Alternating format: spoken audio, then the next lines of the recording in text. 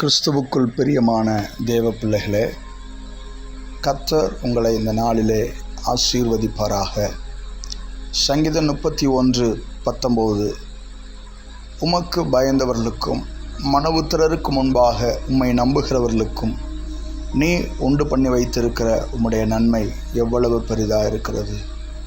ஆம் பிரியமானவர்களே, மனபுத்திரருக்கு முன்பாக இயேசுவை நம்புகிற உங்களுடைய வாழ்க்கையிலே அவர் வைத்திருக்கிற அவருடைய நன்மை பெரிதாக இருக்கிறது. மனுபுத்திரருக்கு முன்பாக இயேசுவினுடைய பிள்ளை என்று சொல்லும்போது சில நேரங்களிலே ஏளனமாக மனிதர்கள் நம்மை பேசுவதுண்டு, இனஜன பந்துக்கள் நம்மை புறக்கணிப்பது உண்டு. ஆனாலும் மனுபுத்திரருக்கு முன்பாக அவரை நம்புகிற உங்களுடைய வாழ்க்கையிலே அவர் உண்டு பண்ணி வைத்திருக்கிற அவருடைய நன்மை பெரிதாக இருக்கிறது. பெரிய காரியங்களை உங்கள் வாழ்க்கையில் கர்த்தர் செய்வாராக. என்னை விசுவாசிக்கிறவன் வெட்கப்பட்டு போவதில்லை என்று வேதம் சொல்லுகிறது. வாளாகாமல் தலையாவீர்கள், கீழாகாமல் மேலாவீர்கள்.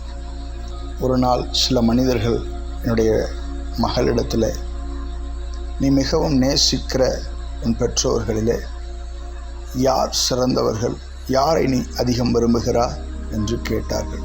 தகப்பனையா அல்லது தாயையா?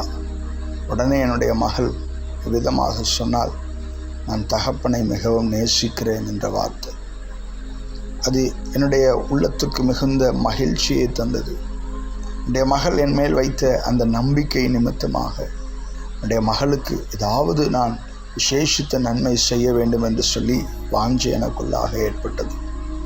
ஆம் பிரியமானவர்களே, அழிந்து போகிற மண்ணோடு மண்ணாக கலக்கக்கூடிய மனிதனாகிய நான் இவ்விதமாக நினைத்தேன் என்றால், பண்ட சராசரங்களை படைத்த தேவாதி தேவன் அவருடைய நாமத்தை மனிதர்களுக்கு முன்பாக நீங்கள் அறிக்கையிடும்போது உங்களுக்கும் எனக்கும் ஜீவன் தந்து வானத்தை விட்டு இறங்கி பூமிக்கு வந்து சிலுவையில் தன்னுடைய ஜீவனை தந்த இயேசு உங்களுக்கு நன்மையான காரியத்தை நிச்சயமாக அருளி செய்வார்.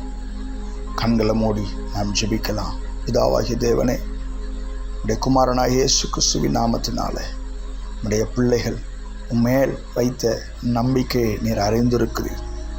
இக்கட்டின் நடுவில் உடைய பிள்ளைகள் உம்மை உறுதியாக பற்றி கொண்டிருக்கிறார்கள். அப்பா, உம்மை உறுதியாக பற்றி கொண்டிருக்கிற மனதையுடையவன் உண்மையே நம்பி இருக்கிறபடியால் நீர் அவனை பூரண சமாதானத்தோடு காத்துக்கொள்வீர் என்ற வார்த்தையின்படியே மனிதர்களுக்கு முன்பாக பிள்ளைகளுடைய தலையை உயர்த்தி பூரண சமாதானத்தோடு காத்துக்கொள்வீராக, ஆசீர்வதிப்பீராக.